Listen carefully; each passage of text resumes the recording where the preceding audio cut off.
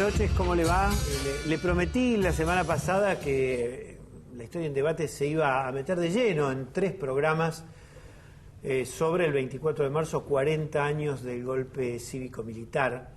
Una novedad hoy que me parece muy importante: el diario de Nueva York, The New York Times, publicó un artículo editorial sumamente significativo. Por un lado, porque es editorial y le reclama al presidente Barack Obama la desclasificación de documentos. Advierte que en 2002 se desclasificaron 4.700 documentos, pero que ahora sería necesario desclasificar muchísimos otros, sobre todo los de inteligencia.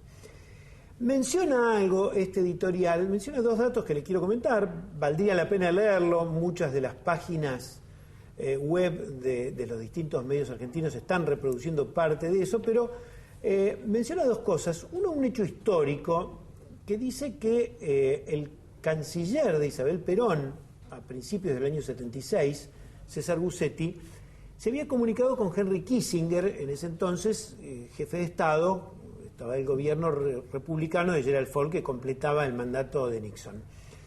Y que entonces cuando habla a Bussetti con Kissinger, le dice que había mucho malestar en las Fuerzas Armadas y que Kissinger, esto lo dice el New York Times, le contesta: bueno, lo que tenga que hacerse, que se haga rápido. ¿Qué quiere decir esto? Que según la embajada norteamericana reporta que el gobierno de Isabel Martínez de Perón interpretó que era una luz verde para el golpe. Agrega The New York Times que esto tenía que hacerse rápido porque a fin del año 76 cambiaba el gobierno y efectivamente llegó el gobierno de James Carter, que fue el gobierno que mandó a Patricia Derian, una avanzada en la lucha de los derechos humanos. Y el otro hecho que quiero mencionarle es que en el artículo habla de lo que dejó la dictadura y dice los 30.000 desaparecidos. Una cifra que no estaba en duda, ni está en duda, pero que en estos últimos tiempos, a raíz de unas muy improcedentes declaraciones de Darío Pérfido, se quiso relativizar ese número con todo el valor simbólico y la carga que tiene los 30.000. Bueno, que The New York Times retome los 30.000 me parece también un guiño. Pregunto yo, y será tema de charla también en esta mesa, ¿cómo se recibirá aquí al presidente de Estados Unidos, la primera potencia de la Tierra, la que tiene la mayor tasa de prisionización, la mayor cantidad por cantidad de habitantes de prisioneros, la que gasta más de la mitad del presupuesto militar en el planeta, y que sin embargo ahora viaja a Cuba, está de acuerdo en los acuerdos de paz en Colombia, y viene Barack Obama acá en un hecho inédito que seguramente tendrá que ser matizado e interpretado. Voy a saludar primero a las damas. Ana Soberón. ¿Qué tal? Buenas noches. ¿Cómo estás? Gracias por venir. Gracias por invitarme. Hace bastante tiempo tuvimos la oportunidad de charlar un rato largo. Vino Ramiro Rearte, querido periodista tucumano, y vos contaste un poco tu vida, y te dejo, ahora que estás haciendo talleres de narrativa y dedicándote a revisar tu vida, y además con el conocimiento de la historia apasionado que tenés, para que nos cuentes lo que fue para vos el 24 de marzo del 76. No quiero adelantar, algunos te conocen, pero vos después contarás en qué circunstancias te tocó vivir eso, quién era en ese entonces tu pareja y la situación en la que viviste. Analía Argento. ¿Cómo estás? Muy bien, muy agradecido. De vuelta a casa, edición corregida y aumentada, y además con agradecimiento. ¿Se lo puede tomar? De vuelta a casa, historia de nietos restituidos, primera edición hace 8 años. 8 años, sí. Pasaron muchas cosas en esos años. Hablabas de los números al principio. Cuando escribí De vuelta a casa, la primera edición, eran 90 nietos los que se habían encontrado, ya son 119. Digo, tampoco hay certeza sobre el número exacto, porque no hay registros, o hay pocos registros, o los destruyeron, o alguien los tiene escondidos, ¿no? Y hay muchas familias que incluso ni siquiera sabían que estaban esperando un primo, un sobrino, un hermano, un nieto. y con las investigaciones que se han hecho en los últimos años han descubierto que sí, hay casos. Y vos seguramente también tendrás una opinión formada no solamente del análisis contextual de la visita de Obama, sino eventualmente qué documentación puede obrar en manos de los organismos de inteligencia de Estados Unidos respecto de la identidad fraguada de todavía más de 300 personas, porque ya son hombres y mujeres de 40 años. Sí, ¿no? Yo creo que Estados Unidos debe tener mucha información. Lo que no sé es cuánta de esa información se va a desclasificar, porque se promete desclasificamos los archivos. Y si es algo que es secreto, ¿cómo podemos saber que nos van a brindar toda la información, ¿no? Luis de Place.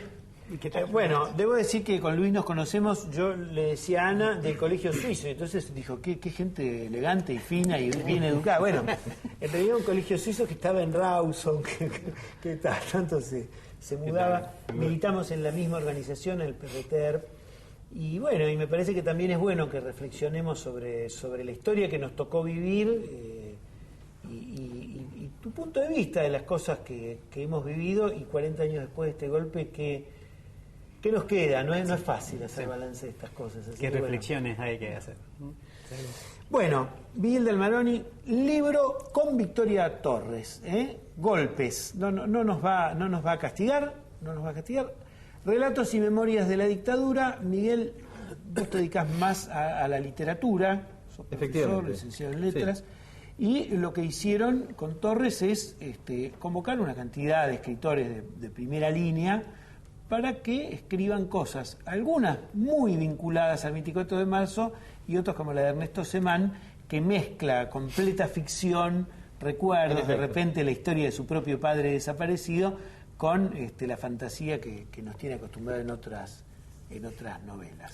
Sí, lo que queríamos, la idea original con Victoria fue producir algo así como un estado de la memoria del golpe en este momento tan particular, del 40º aniversario del golpe cívico-militar del 24 de marzo del 76, con un grupo de escritores que nos interesan, nos gustan, digamos, los leemos, para nosotros son, de algún modo... Coan, Becerra, Gamerro, Jammer... Gaby Cabezón Cámara, Fernanda García Lago, Patricia Suárez, Mariana Enríquez, bueno...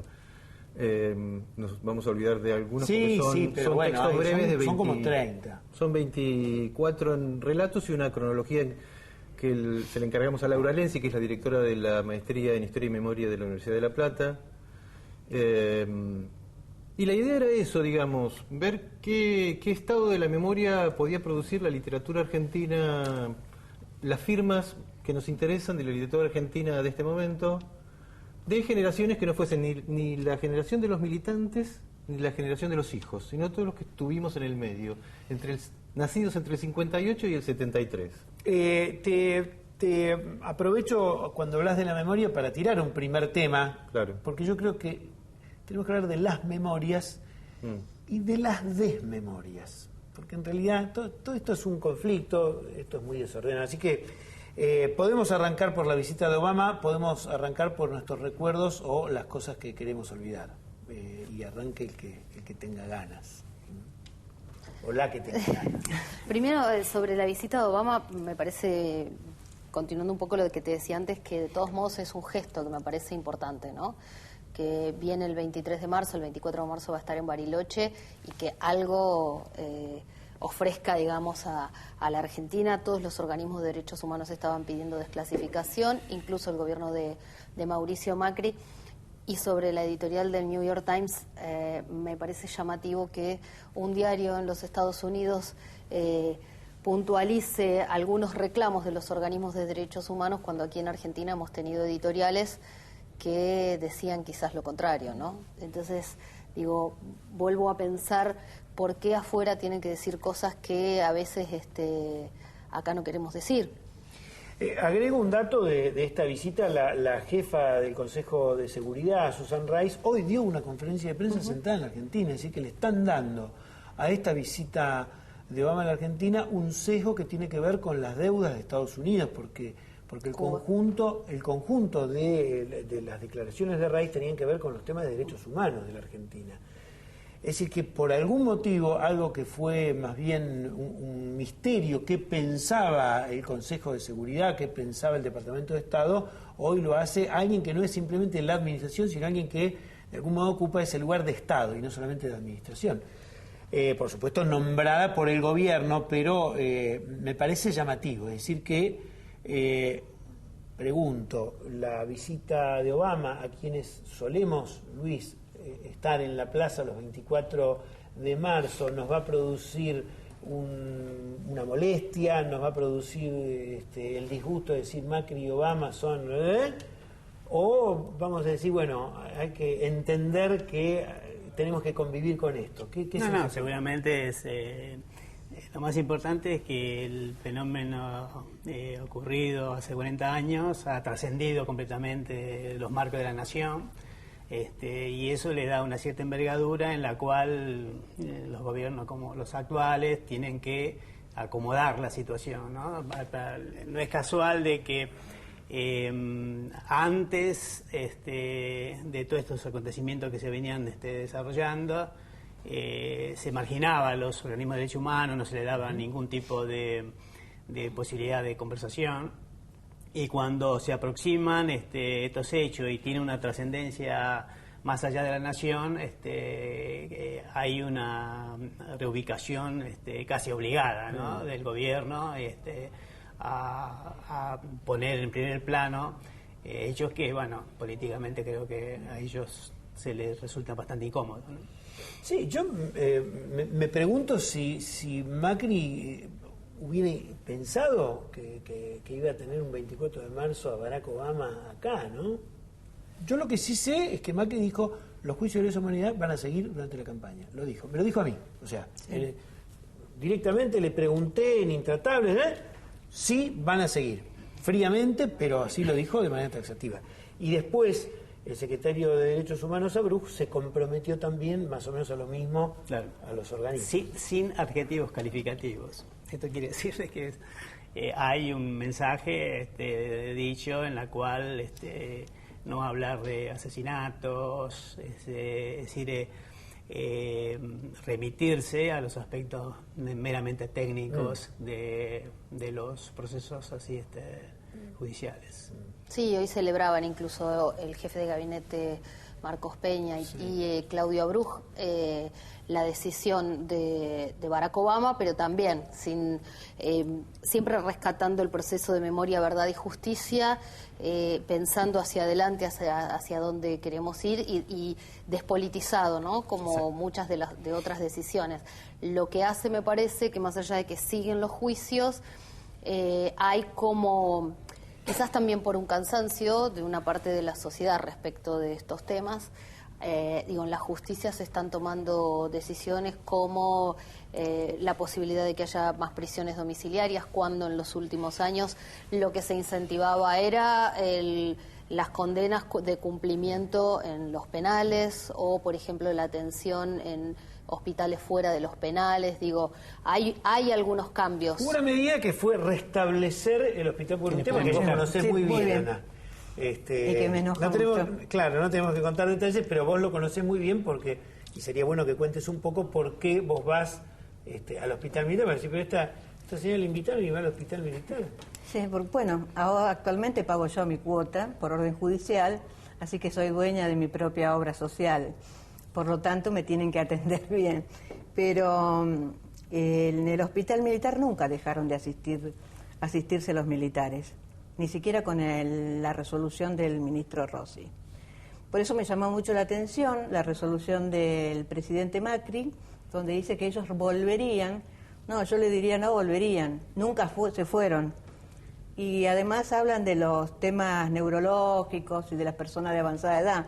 Y yo le diría que lo han informado mal, porque cuando yo me cruzo con el efectivo del servicio penitenciario, más el detenido, más las personas que los acompañan, van sin esposas, o sea, sin las medidas de sujeción,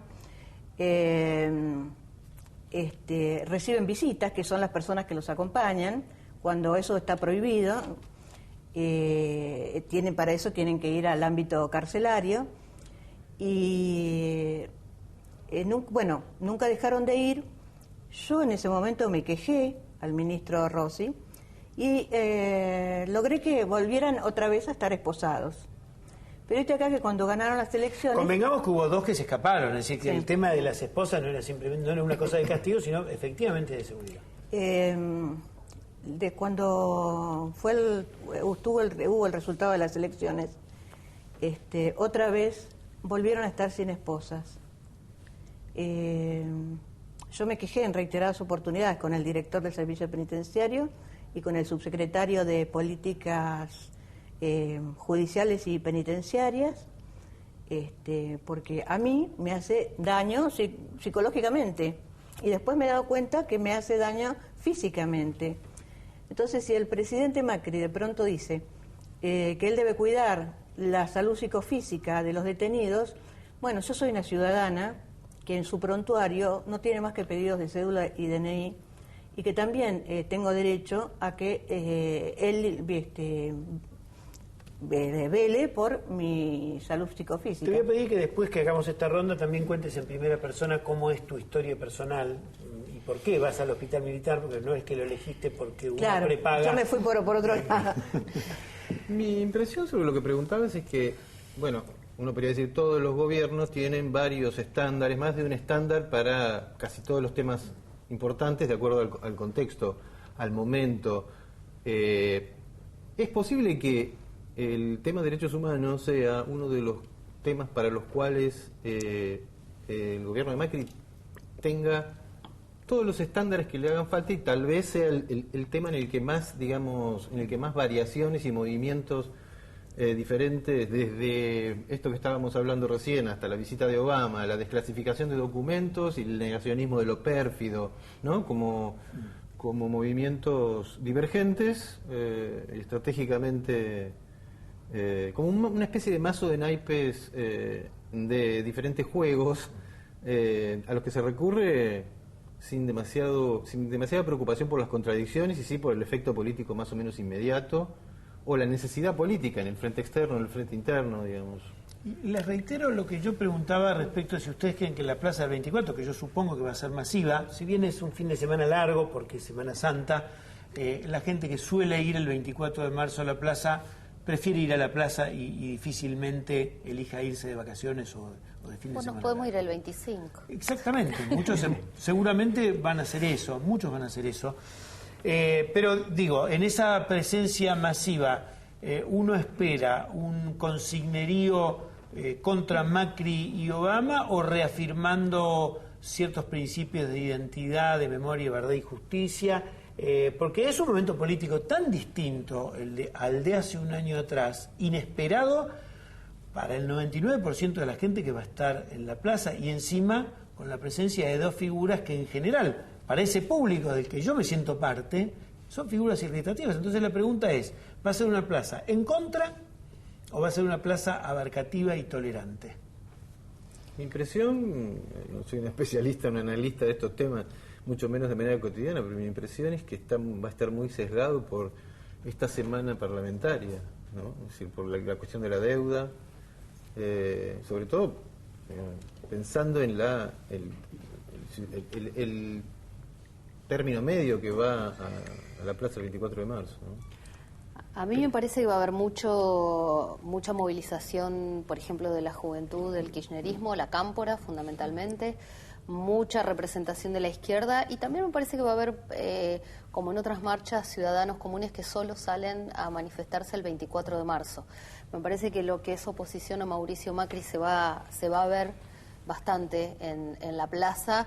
Puede haber contradicciones, digo, muchos años hubo una plaza dividida, ¿no? Y discusiones sobre quién era la plaza.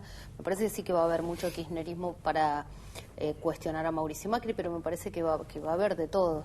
Y me parece que es muy fuerte y muy simbólico los 40 años, que va a haber mucha gente que por ahí no fue el año pasado y que quizás no vaya el próximo año y que este año vaya, ¿no? Me da esa impresión.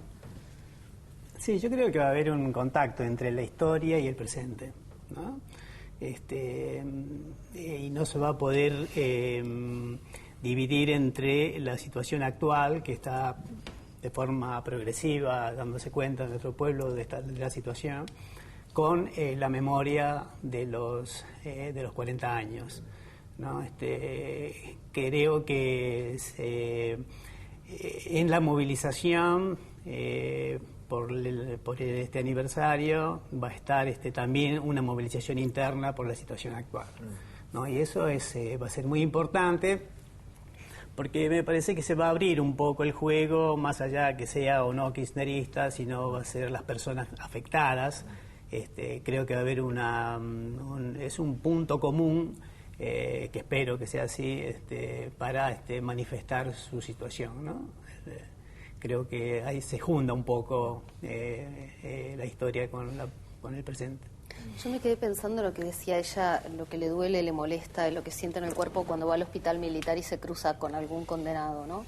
En muchos juicios hemos visto represores de los peores que actuaron en la última dictadura ser asistidos por un defensor del Estado, ¿no? Un defensor oficial.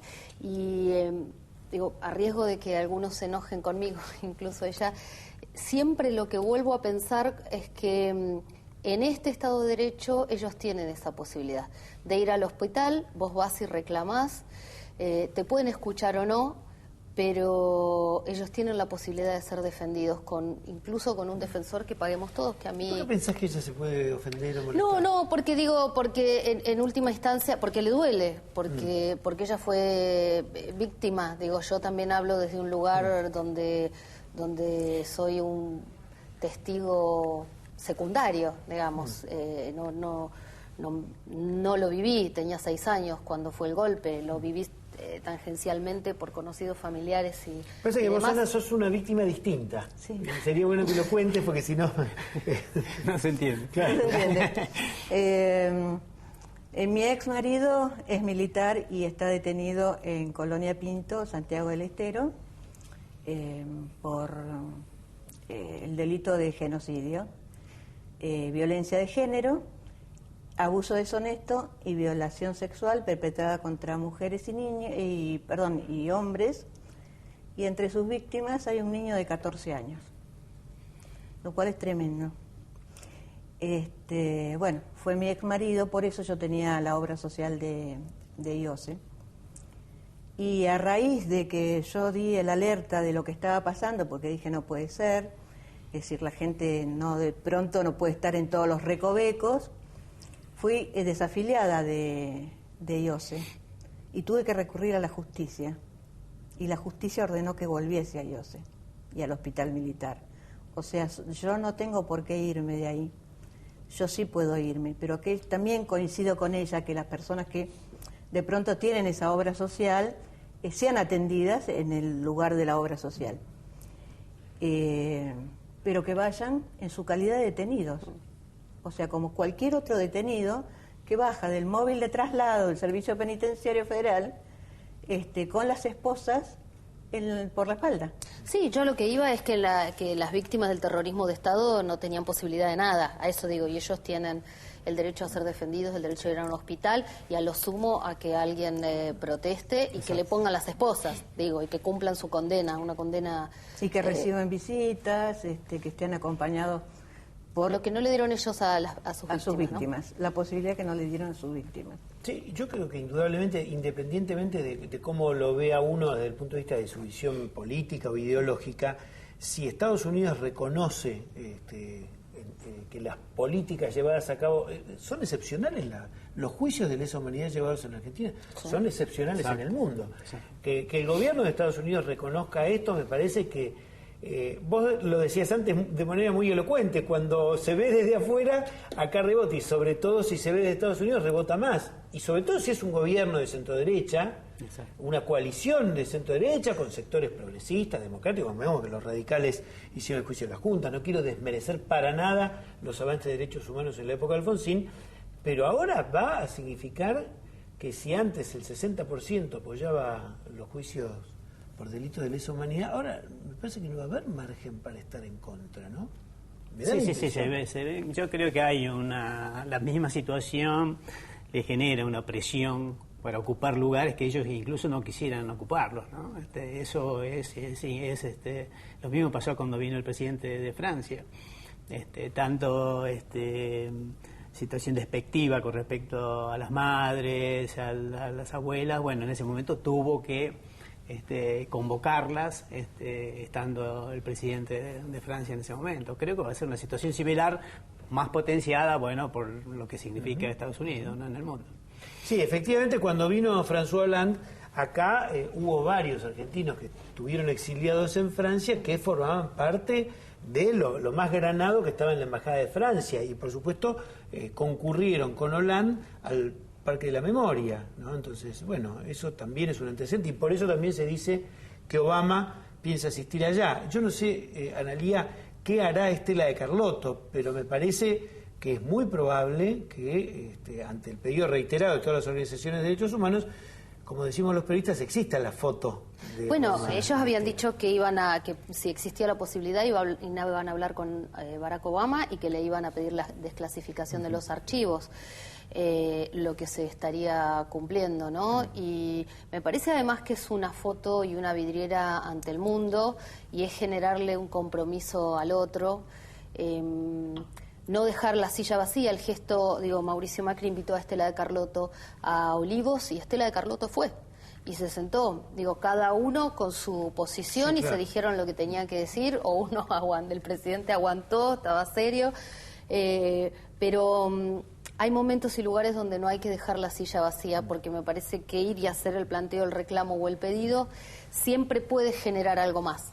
Esto que se está generando de la desclasificación de los archivos es por presión de los organismos de derechos humanos, que también estuvieron en la embajada hace pocos días, por el gobierno que no puede dar marcha atrás en esto, quizás porque sea políticamente correcto para todos los sectores, pero no olvidemos que hay presión también de sectores que dicen o todos libres o todos presos, pidiendo también juicio y condena para quienes tuvieron lucha armada, ¿no? Bueno, estuvimos presos. Nos condenaron, hicieron de todo. Decir que ahora nos podemos reír algunos, otros no se pueden reír. No.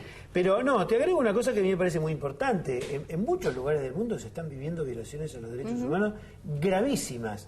Que Obama reconozca esto, yo creo que para muchos que hoy están viviéndolo en tiempo presente, es una gran expectativa. Del mismo modo que cuando acá hubo algún tipo de embargos en la dictadura de Pinochet y acá en la Argentina, algunos embargos del Congreso de Estados Unidos, se festejaba en la Argentina. Bueno, yo pienso que hoy esta visita desde otros lugares del mundo, si están las organizaciones de derechos humanos y le piden con vehemencia que sigan desclasificando y ellos reconocen los juicios de este tipo, bueno, ¿cómo van a justificar el acta patriótica? ¿Cómo van a justificar que los militares norteamericanos puedan ir a un lugar y no sean juzgados por los propios tribunales en Afganistán o en Irak o en otros lugares? Claro. Entonces, me parece que bueno, que también es poner las barbas en remojo, por lo menos poner en tensión muchas de las políticas de avasallamiento de las grandes potencias, entre ellas el propio Estados Unidos. Yo digo, Barack Obama frente al paredón que mira hacia el río, con los nombres de los detenidos desaparecidos, secuestrados. Hay nombres que dicen al coma 14 años, ¿no? Invito a cualquier argentino que no haya ido al Parque de la Memoria a que vaya cualquier día, se pare frente a ese paredón y vea el río donde los arrojaban desde los vuelos de la muerte, que visiten los centros clandestinos, que vayan a la ex-ESMA, a las maternidades clandestinas. Yo creo que a cualquier persona, no sé al presidente de los Estados Unidos cuál será su sensibilidad, pero cualquier persona que tenga un mínimo de sensibilidad no puede no sentir nada en un lugar así. Les propongo que hablemos de algo que ustedes en el libro lo recogen desde la ficción, pero que tiene que ver con los vericuetos de la memoria, o las memorias y las desmemorias, porque en general esto está claro que esto fue una historia de víctimas y victimarios, pero que no se quede en eso. Y lo digo, me arrogo el derecho de hablar en primera persona del plural. Nosotros en la cárcel hablábamos mucho también de las cosas que nosotros no debíamos haber hecho o hicimos de una manera que produjo efectos que no eran los que queríamos, ¿no? Es decir, que acá no se agota solamente con decir hubo buenos y malos, que efectivamente la historia me parece que así muestra que hubo víctimas y victimarios, pero que no alcanza a 40 años con eso. Así que bueno, nada, invito a que... Sí, es más compleja, evidentemente, que una cuestión tan binaria, ¿no? Evidentemente. Bueno, vos- yo... Perdón. Perdón, no. Caballero. No, vos decías no memorias, sino memorias. Que bueno, en el subtítulo del libro de Golpes es Relatos y Memorias de la Dictadura, efectivamente. Y además elegimos ese título, que es el título de un cuento de Eduardo Berti, y una expresión que está retomada en la cronología que hace Laura Lenzi al final, porque efectivamente cada cual cuenta su golpe, en el sentido de, bueno, la memoria, las memorias, los fragmentos de recuerdos del espacio íntimo familiar, del espacio no tan íntimo y autobiográfico que puede ser la escuela. Esos son, digamos, los dos espacios donde los textos confluyen más intensamente. Cada uno cuenta su golpe, ¿no? Y cuenta distintos modos de ser golpeado, distintos modos de recibir diferente tipo de golpes. El cuento de Federico Jammer comienza con un niño que le dicen que no va a haber clases porque hubo un golpe y supone que alguien se golpeó, que la directora de la escuela se cayó. Y bueno, en ese sentido, la literatura repone zonas de la memoria que activan la memoria, el recuerdo del detalle, ¿no? A nosotros nos pasa que en nuestras páginas de Facebook, en las de los propios colaboradores del libro, amigos empiezan a contar pequeñas historias vinculadas con algo que leyeron allí, relativo a la familia, a la calle, al barrio, a la noche, a las horas del día, en relación con los miedos de una época como la dictadura, que mirados a la distancia temporal son miedos casi como que producen cierto extrañamiento, ¿no? Y hasta gestos corporales, los gestos corporales menores que no pasaron a la historia con mayúscula y están siendo recogidos hace muchos años en las historias de lo aparentemente minúsculo, ¿no? No sé, cómo sacarse de encima el hábito corporal de cada vez que uno iba por la vía pública y avisoraba en su campo visual un uniformado, palparse de DNI, ¿no? Entonces, el espesor perturbador de este tipo de recuerdos que además suelen formar parte de pesadillas que se reiteran durante mucho tiempo, empieza a aparecer en los recovecos que escarba la literatura, ¿no? Vos sabés que la literatura se parece mucho a la realidad. El libro De Vuelta a Casa... Genera realidades. La buena ficción genera Bueno, realidades. está escrito como si fuera una ficción y lamentablemente todo es real. De hecho, Claro. hay cosas que no conté porque la realidad no se podía digerir. Son historias reales de 10 personas que recuperaron Claro, su su identidad. identidad. Y que yo un poco empecé a escribir por... Todos me preguntan si soy hija de desaparecidos. No, porque les extraña que alguien de mi edad se ocupe del tema sin serlo, sin ser familiar o haber militado en un organismo. Y sí tenía recuerdos de infancia. Tengo un tío desaparecido y un primo de mi mamá desaparecidos. Y algunos recuerdos, así de niñez, ¿no?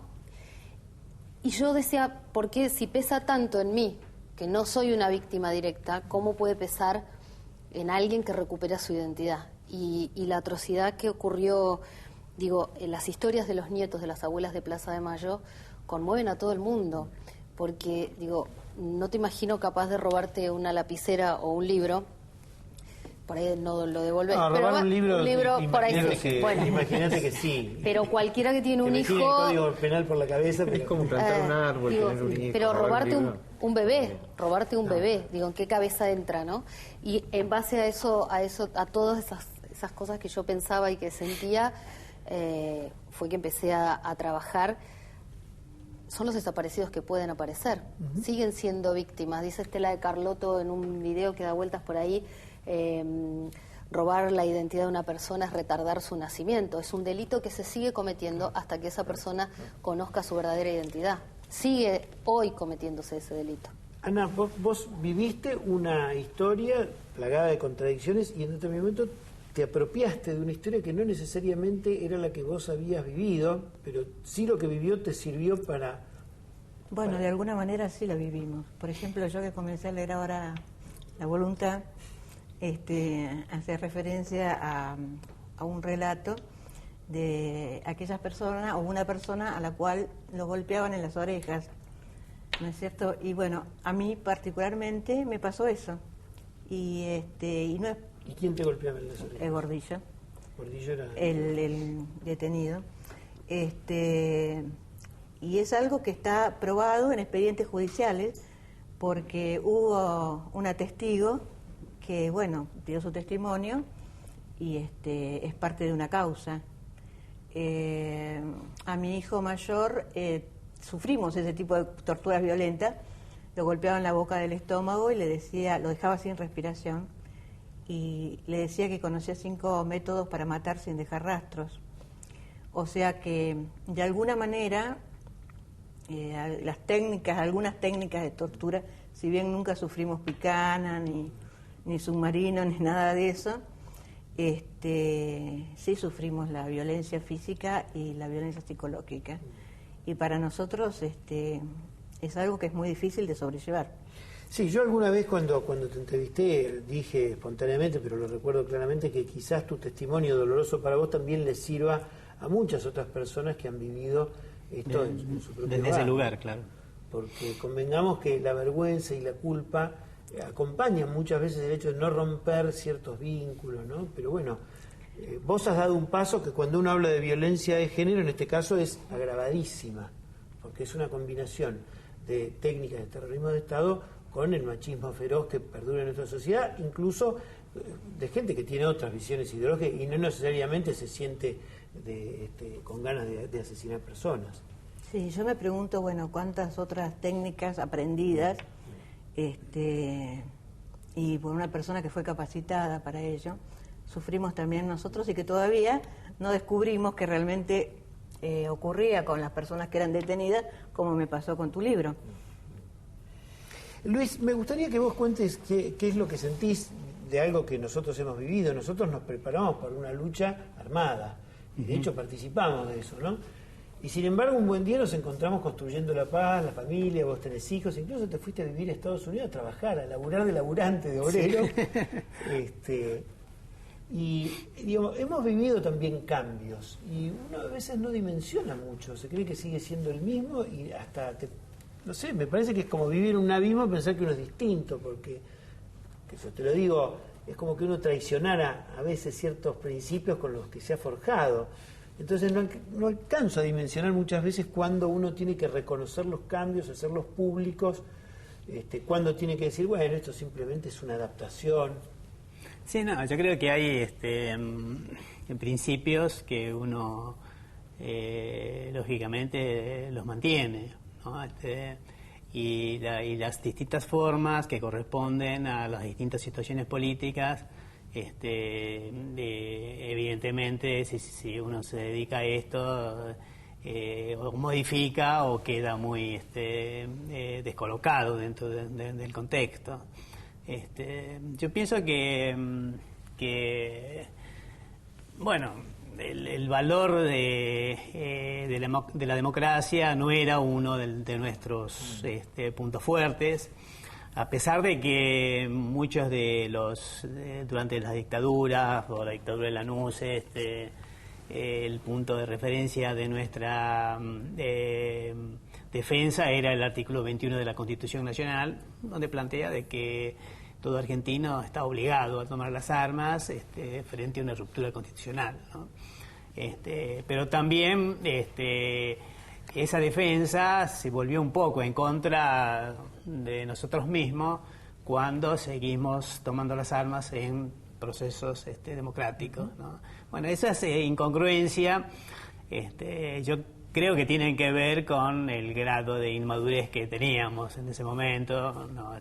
Yo he visto compañeros de 18, 19 años representando a regionales, y bueno, que yo creo que a esa edad no solamente no se tiene una maduración política, de hecho que no, sino hasta que incluso una terminación de la maduración personal, ¿no?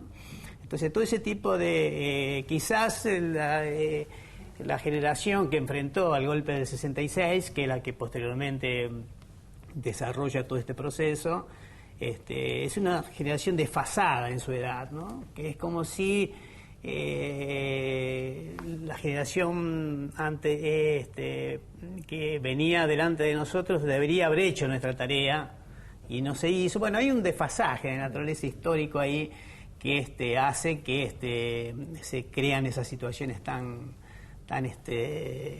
cruzadas, ¿no? En la historia nuestra. Yo coincido mucho, bueno, lo hemos hablado tantísimas veces en los patios de las cárceles estos temas, pero... ¿Ustedes estuvieron presos juntos? Sí, muchos años, infinidad de años. Sí, en la misma celda, además. 10 años, sí. ¿En la misma celda? Sí, compartimos celda, sí, nos trasladaban juntos, sí, vivimos muchos años juntos. Yo un recuerdo, no para justificar, porque yo comparto esa visión crítica y me parece muy atinado hablar del tema generacional, porque nosotros cuando estábamos en la cárcel éramos muy jóvenes y sin embargo teníamos que asumir un nivel de madurez para la toma de decisiones muy grande, y uno después revisaba y bueno, decís, claro, nos faltaba edad, años de vida.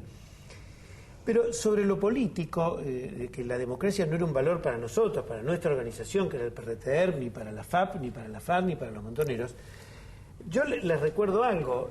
Cuando se hizo el movimiento de Renovación y Cambio de Raúl Alfonsín, si uno veía la plataforma, decía que el radicalismo tenía que luchar por la liberación nacional y social de la Argentina. No decía claro que tenía que luchar por la democracia, porque claro, era una continuidad de dictaduras que el mismo ala que quería romper con el entreguismo de los radicales que golpeaban la puerta de los cuarteles, asumió las mismas consignas que tenía la izquierda más radical, valga la redundancia con radicales. Entonces había esto de las rupturas generacionales, eran también discontinuidades que muchos partidos políticos hoy, nosotros tenemos que hacer autocríticas, pero muchos otros partidos políticos o fuerzas políticas o hombres y mujeres de la política. Bueno, no solo de la política, la sociedad civil también, sí, ¿no? El mundo empresario, todos. Hay complicidades, hay silencios con los chicos que faltan encontrar. Los 400, si es que son 400, 350, 390, los que los criaron, si están con vida, o los vecinos o los parientes, saben que hubo una mamá que de pronto le apareció un bebé y no lo llevó en la panza. Pensemos todos, no solo ustedes, sino el resto de la sociedad, ¿no? Cada uno desde su lugar. No digo que todos hayamos sido culpables de las atrocidades. No. Pero digo que hay distintos grados de responsabilidades, por miedo o por lo que fuere. Y perdóname, y tocas un capítulo que no hay tiempo de desarrollar, pero que la complicidad civil tuvo que ver con el diseño de un plan sistemático, no solamente en lo represivo, sino un plan sistemático en achicar la Argentina, su aparato productivo, en convertir en un país mucho más vulnerable para el proceso financiero internacional. Es decir, que todo eso también merece... Si uno lee la revista Mercado de esos años, se agarra la cabeza. Porque los banqueros... Por eso hay delitos de lesa humanidad con motivación económica, ¿no? Por el grado de participación de cerca de un centenar de empresas de forma directa en la represión. ¿No? Entonces eso hace que eso es inocultable, ¿no? En esos casos la participación civil. Claro, digamos, lo que se ha llamado, usando una metáfora que, digamos, se utilizó para varias cuestiones, pero lo que se ha llamado la zona gris tiene muchos tonos de gris. Y lo que decías me hacía acordar a la novela de Carlos Gamerro, El secreto y sus voces. Sí, que escribe Carlos Gamerro también. Escribe una especie de ensayo-relato, más bien autobiográfico, el texto de Carlos para el libro, para Golpes. Esa novela de Carlos Gamerro narra justamente algo así como todos los modos de la complicidad civil o del silencio o de la colaboración por omisión, hasta por omisión, en un pequeño pueblo donde están todos los roles, digamos, de las instituciones y de las personas civiles que pueden representar a los distintos sectores de la población que o cayó, o no quiso mirar, o no quiso ver, o colaboró tuvo miedo, o porque, tuvo miedos, porque el objetivo del efectivamente. terrorismo de Estado era ejemplificador, que no te vaya a pasar lo mismo que a tu vecino o que aquel, que no vayas a figurar en una libreta, en una agenda, ¿no? Y ese miedo... Sí, perdóname. Perdóname. Ejemplificador fue, o sea, denunciaste, mirá cómo te sacamos la obra social. Claro. Claro. Entonces, o sea, es un método que todavía no ha terminado. Bueno, es que el autoritarismo y la ferocidad del Estado permanecen. Lo que pasa es que una cosa es el autoritarismo del Estado en sociedades desiguales y otra cosa es un plan de exterminio de opositores políticos, de quienes tienen determinada visión religiosa, porque convengamos, cuando uno se pone a hacer todos los entrecruces, te das cuenta que hubo un intento de exterminar comisiones internas de grandes fábricas, de empresas, sobre todo extranjeras, de terminar con ciertos grupos de militantes judíos progresistas. Es decir, cuando uno empezás a desagregar, y el plan sistemático fue de una ferocidad y de una frialdad tremenda. Me gustaría en los últimos minutos que reflexionáramos sobre estas incomodidades que nos produce, porque hablar de estos temas en primera persona no es precisamente una cosa que uno la haga con facilidad. Uno se incomoda, pero cuando te incomodas también, después te liberás de ciertos fantasmas, ¿no? Lo que vos hablabas de las pesadillas. Bueno, la única manera de terminar con las pesadillas, me hace señas Graciela Pérez que tenemos que terminar, no solamente con las pesadillas, sino con el programa. Pero bueno... ¿Ya pasó? Ya pasó, ya pasó. Simplemente quería invitarlos a ellos, pero bueno, como quedan estos 30 segundos, lo digo yo. A mí me gustaría que hoy no es obligación hablar de los 40 años del golpe, ni en una facultad, ni en un colegio secundario, ni los maestros tienen obligación de ir a la escuela y decirlo, pero en cada club, en cada sociedad de fomento, una referencia, un vecino que cuente algo, alguien que motive a sentir esto desde el lugar que sea, con las diferencias que tengamos y que tenemos que convivir con las diferencias, pero que no pase por alto. Porque más allá de la cifra de los 40 años, todavía falta mucho por recorrer. Y todavía esta sociedad, para mejorar en su calidad de convivencia, de solidaridad y en estándares democráticos, todavía tenemos muchísimo para aprender. Y que aquellos dolores de ese feroz golpe del 24 de marzo del 76 que nos sirva no solamente para memoria y verdad y justicia de los criminales, sino también para ser mejores personas, para ser más solidarios, para acordarnos que seguimos viviendo una sociedad tremendamente desigual, que nos duelen los despidos, que nos duelen los bajos salarios, que nos duele el empleado que está en negro, que nos duela el que tiene un empleo informal y que cartonea por la calle. Me parece que todo eso tiene que ver con esta fecha de los 40 años. Así que bueno, muchísimas gracias por haber venido a La Historia en Debate. Y sigamos en CN23 y con un CN23 que todavía tiene algunas deudas. Ojalá que las cumplan.